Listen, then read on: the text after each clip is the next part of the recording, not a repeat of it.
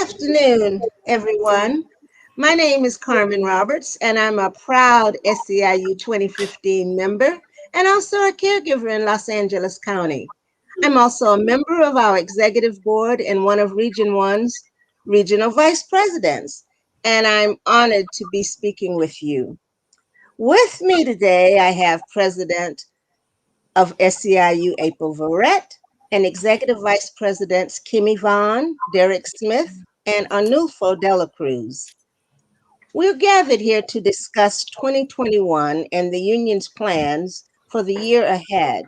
But first, let's take a look back at 2020. We're going to be showing a video for those of you that are on the phone. It's just about a minute.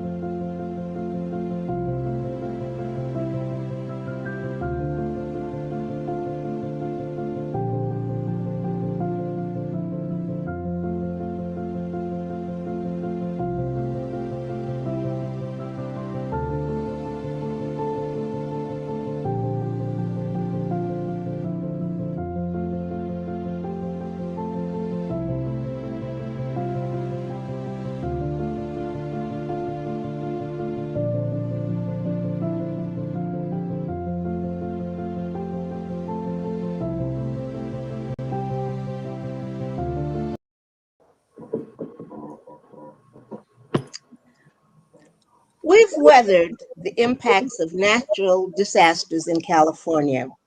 The COVID pandemic reached the United States in late January, quickly surging in our nursing homes. We worked tirelessly without adequate protection. After the tragic death of George Floyd, we took to the streets to demand racial justice for all. We celebrated the lives of two of the greatest social justice leaders of our time and strive to honor them in our everyday lives. John Lewis and Ruth Bader Ginsburg.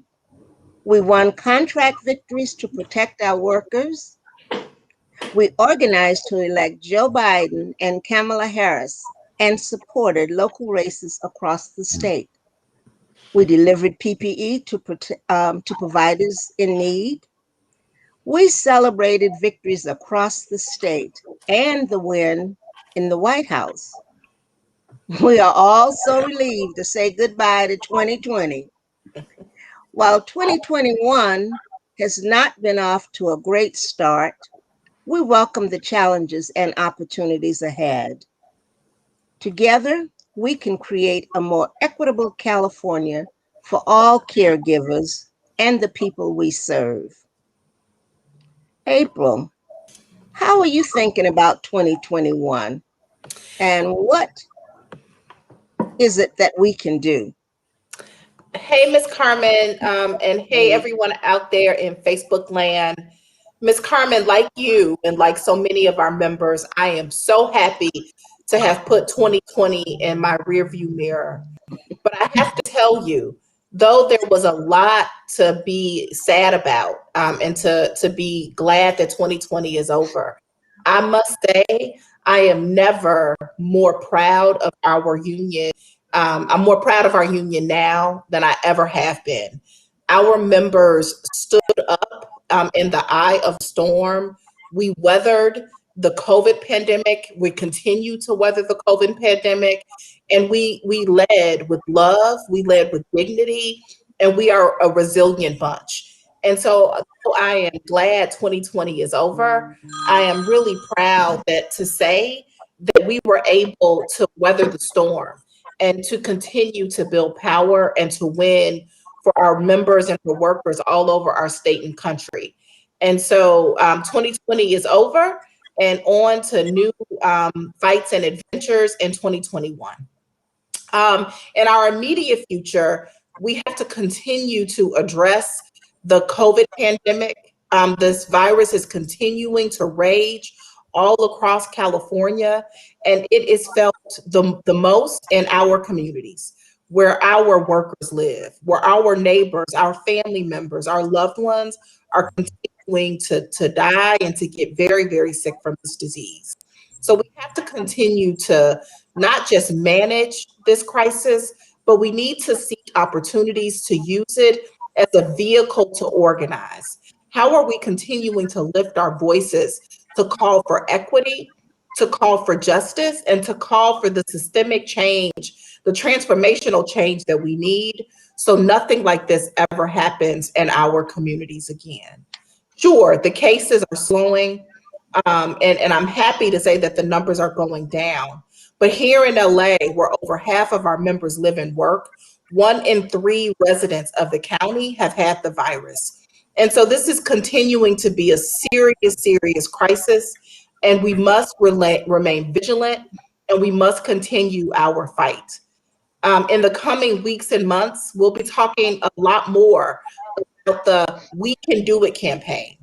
It's a new campaign that we're rolling out here at 2015, which is seeking to continue the fight, defeat and we got to break the back, excuse me. We're going to defeat and break the back of the COVID-19 virus. And we're going to do it through promoting mass vaccination and the rebuilding of our healthcare infrastructure so that America is never, ever so again. And so in fact, today we have a surprise for all of you. We are unveiling the campaign's signature artwork. And you all will recognize this, but it's our update. It's our twist on the classic Rosie the Riveter poster from World War II, except we're calling this one, you all ready? We're calling this one Carmen the Caregiver. I wonder who came up with that one. There she is. There was, you all have seen that was Carmen the Caregiver.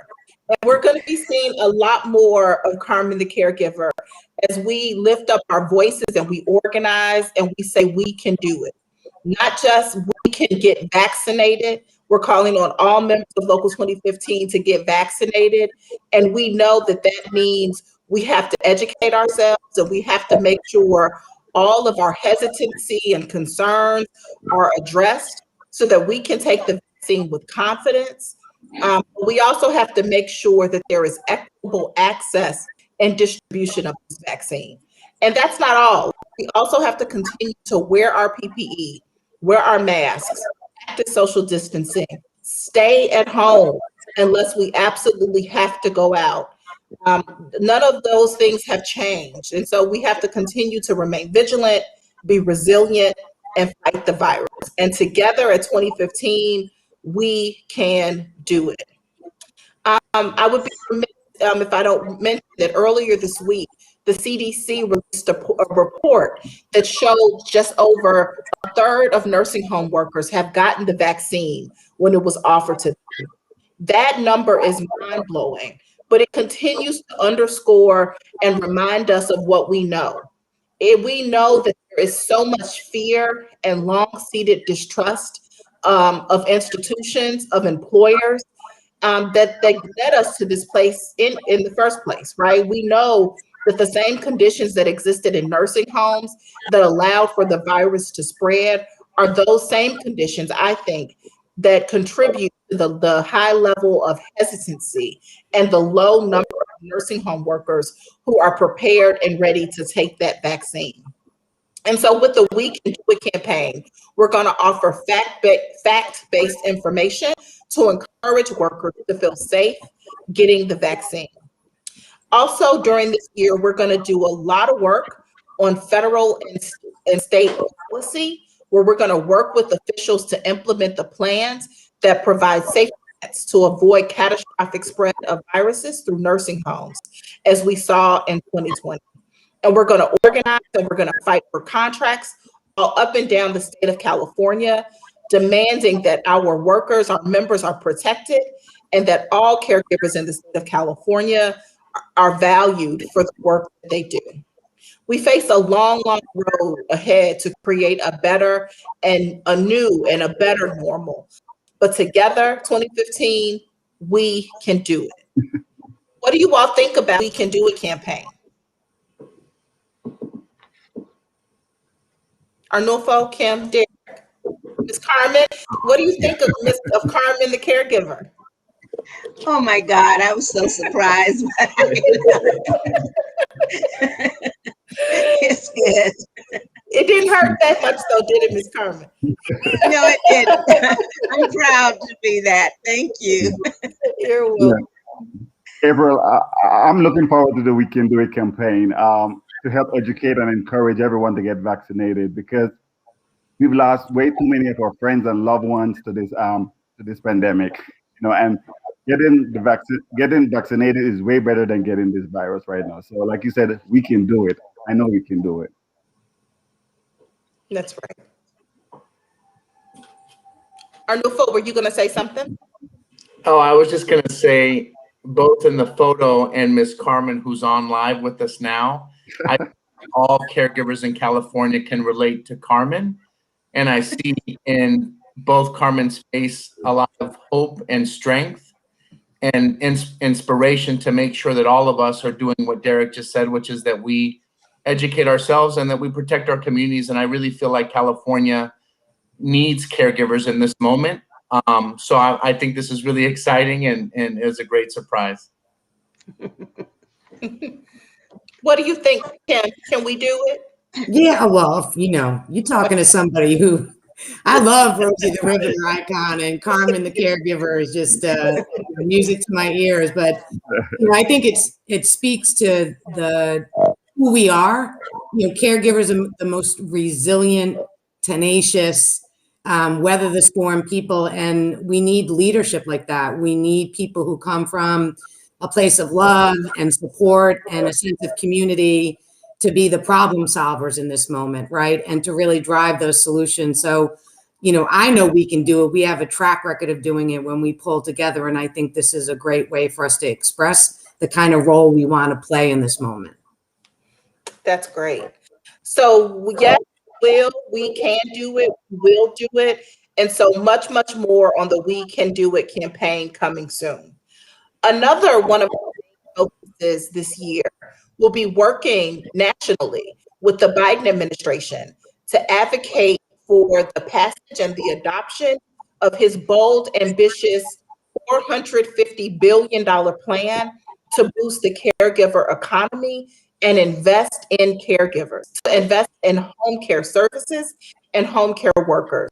The Biden Care Plan seeks to create 1.5 million new jobs and make existing home care jobs better paid with better benefits to help make caregivers the valued workers that you all are, but to really show your value in terms of the benefits and the wages that you receive. This plan is a huge step forward for the workforce, which is primarily, and you all know better than I do, made up of women, of people of color. And we're so proud that this is the first time any major president, any president at all, has put caregivers at the center of his economic recovery package. The Biden Care Plan provides an opportunity to create a foundation for us to advance our long-term care for all goals by focusing on fixing the systemic problems that have plagued home care. The plan seeks to support ways for home care workers to join a union. It expands access to care by creating more funding and creating opportunities for caregiving jobs in community settings. It seeks to simplify the much too difficult and hard to navigate system of care, to make it easier for those who need care to navigate the system and to be matched up with those who can give them the care that they need. It's time to make this plan a reality. It is our time to make sure that this plan is adopted in the first 100 days of the Biden-Harris administration. And it's our time, and it's so important that we do this now because this plan helps to fight COVID. It gives people who are the most frail, the most prone to get sick and die from COVID. It gives those people the access to the much needed services that they need so that they can remain safe in their homes. The plan also stimulates the economy with 1.5 million new jobs, right? When you create 1.5 million new good paying jobs, it stimulates the economy that desperately needs it. This plan also brings much needed equity and structural change to a system of long-term care that has for way too long been rooted in deep systemic racism and discrimination against women and against people of color. So this plan not only addresses our needs, it addresses the needs for our country.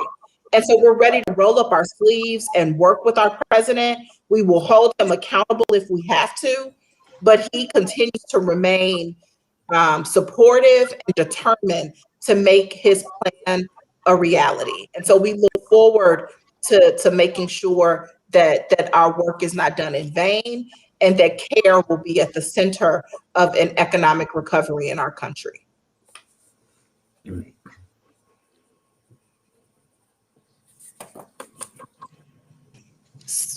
So what you think about that Biden care plan, Arnulfo? It's incredibly exciting, April. You know, it reminds me that every election has a consequence, and I feel like to go from where we were 4 years ago to have this opportunity where we have a president who has a care plan, and that the center of economic recovery is going to be dependent on caregiving, I think is just incredibly exciting. And also, we also know that the president and the vice president have come out really aggressively on executive actions on environmental justice, on the care plan, on immigration, and really aggressive. And we know that there's a lot of work to be done because the White House can't do everything. We're going to have to get with our congressional representatives. We're going to have to lift up our voice. So I'm just incredibly excited about the work that lies ahead because never have we had an opportunity like this in the last several years. That's great. What do you think, Derek? I'm looking forward to 2021 with hope, hope for what the Biden administration brings, hope for what the Biden care plan brings and what it entails for long-term care workers. And I'm also excited because for the first time, long-term care workers is at the front of the mind for policymakers who finally recognize that the essential nature of the work done by long-term caregivers. So I say we're off to a good start, but we have a lot of work to do. Indeed. And so to talk even more about the work ahead of us, Kim, I'm going to hand it over to you. Yeah, so I keep looking at my sisters and brothers in the chat. So first of all, I want to throw you all some kudos as you're educating each other and sharing good tips about how to be healthy in this moment and the vaccinations and where they're accessible.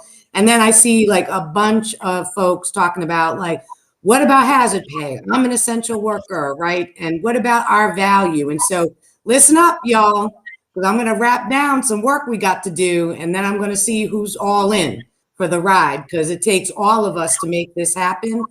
So look, besides what April laid out in terms of the work that we have ahead of us with the federal opportunities to implement long-term change, we got to push for statewide reforms right here in our backyard in California.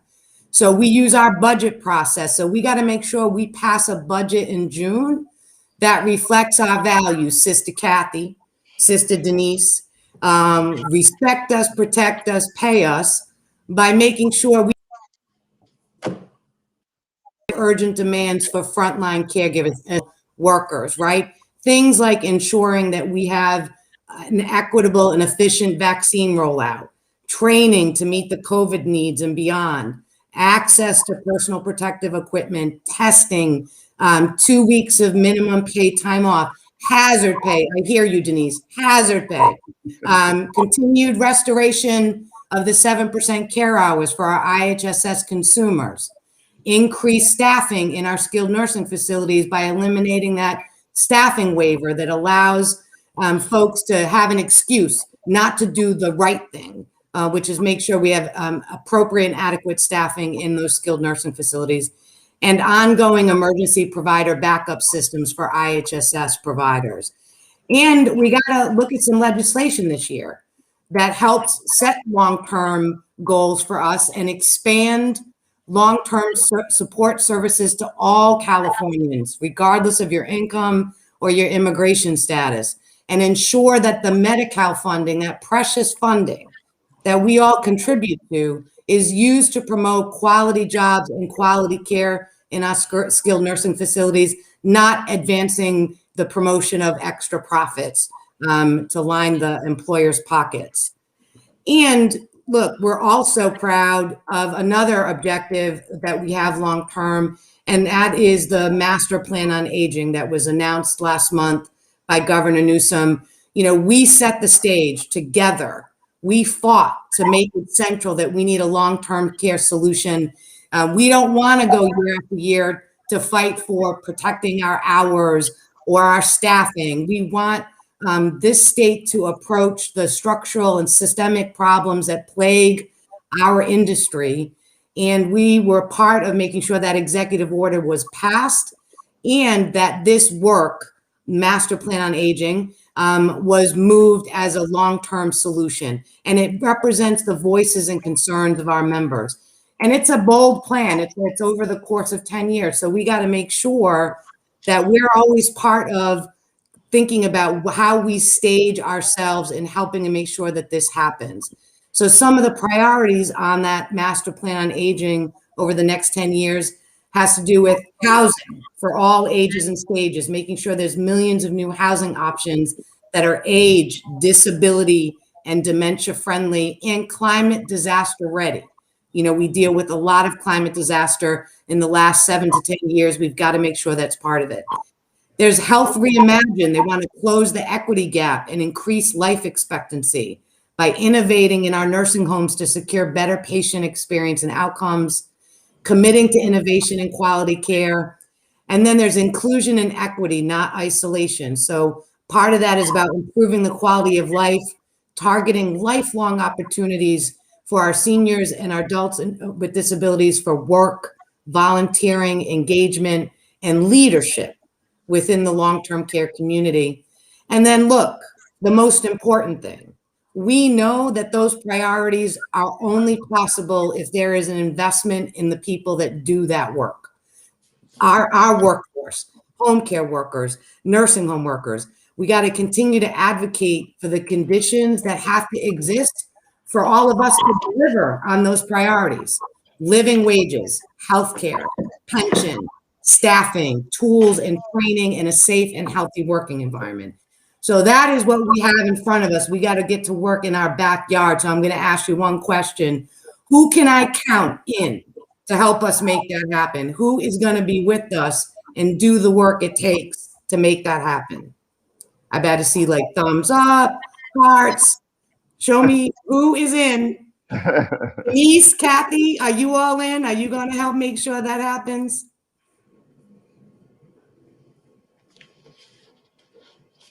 All right. I expect to see y'all all right, Denise, great.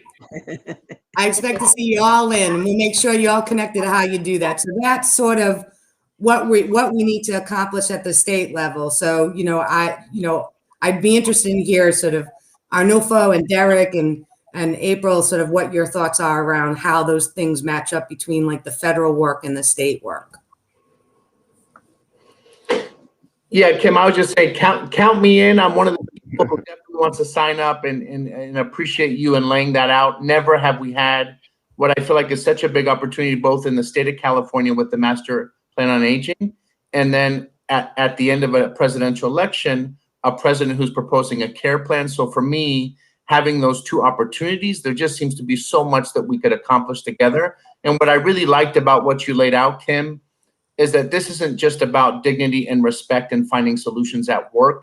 This also digs deeper into our families and our communities. And I really, really appreciate the connection between caregiving and caregivers and their community and their own families, and how we need to be building power around all of that. So I think it's incredibly exciting. And I think the MPA plan, Kim, talks about valuing our elders. something that has been missing in this country for far too long. Having a workforce we need, training and professional development, providing livable wage is a step in the right direction. But with this plan, we will have caregiving that works in preparation for the growing aging population. So all we got to do is similar to the Biden Care Plan is hold this governor accountable to this bold plan that he says, over the next 10 years. Yeah. And I just think it's important for us to remember that the Biden Care Plan, the Master Plan on Aging, would not have happened without the advocacy and the fight and the organizing of home care workers in 2015 and all over this country who have been standing up for the last 20, 30 years, right? Saying that our work is important, that we are important. And so we got to make those plans a reality. But the fact that they exist is a testament to the hard work of home care workers all across this country. And I believe that when you all put your minds to it, you can make anything happen, right? Anything is possible. And so it is your power, it is your love power, right, that has brought us to this point that will continue to move us forward. Yeah, so Ms. Carmen, it looks like our folks are ready to put the metal to the pedal, as they say. I all fist bumps and I'm in, and so what's next? What else are we talking about? Absolutely. So y'all, I heard and I hear the urgency on our federal and local legislations and the We Can Do It campaign. But what else are we trying to accomplish this year? So, Ms. Carmen, in 2020, we won over 140 contract victories, many of which centered around the needs that were brought to a head during this pandemic, like paid sick leave and hazard pay, that we will continue to advocate for once this virus subsides. This year, we will bargain contracts across the state, including our very own LA County contract, where we have over 180,000 members that live and work. Other counties include Ventura, Monterey, Santa Cruz, Santa Clara, Alameda, Solano, Marin, San Benito, Shasta, Del Norte, Humboldt, and many of our skilled nursing facilities as well. We must deliver protection from this virus and create better working conditions by securing sufficient supplies of PPE and access to free COVID testing and vaccination for all caregivers across the state. We must invest in this workforce with a minimum 2 weeks sick time, hazard pay that reflects the essential nature of the work, and training for infectious control and disaster preparedness with regular upskilling that allows for workers to matriculate into other healthcare industry and job growth opportunities. We look forward to continuing to fight for our members and the clients they provide for. We have been essential in protecting homeborn clients who cannot care for themselves and should be treated as such when bargaining for fair wages and protection like paid sick leaves, access to health care, better training, and more. What do you think about some of the victories we had, Arnulfo? Derek, did you just say 140 contracts just in 2020?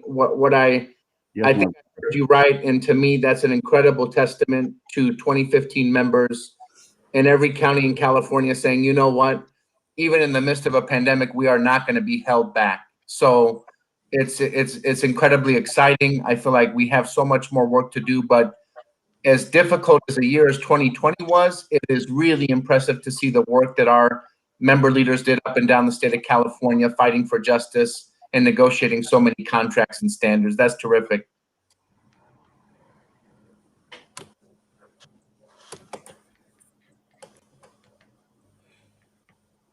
Yeah, I would just add to Derek that I think our work and our engagement is on a bunch of fronts, right? So we have to take the opportunities we have to engage our community on the ground when we are talking about our contracts and inviting them to participate and be part of building a movement that lifts up the quality of the work that we do. And I think that is part of being able to do 140 contracts. And then we got to keep that engagement as we talk about a budget and our role in that and where our consumers exist in that and the people we care for. And then we have our federal work to do. So I think it's like we got to look at all three of those together. And each one is important that we put our energies into advancing those goals. And I see Miss Blanc says it's our future, right? That's right. Like you are absolutely right. And it's your future to determine. So we got to, as April says, we got to go get our future and we got to find it in these different avenues. That's right. And I also think we have to set a goal, right? As we seek to pass federal legislation, as we seek to move policy here in the state, as we bargain contracts, we also have to do those things with an eye to building our union, right? To continue to build our power. And we need to continue to invite more IHSS workers who have not made the choice yet to become a member, to sign that membership card, to be a member. And all members need to be active and engaged in our fights, right? And so let's continue to build the union. We also have to reach out to non-union workers, right? Nursing home workers, home care workers who are not yet in our union. They need to be a part of this fight. So let's continue to, in our fight, use those as opportunities to build our union, to both our membership and to encourage new workers to join our union family.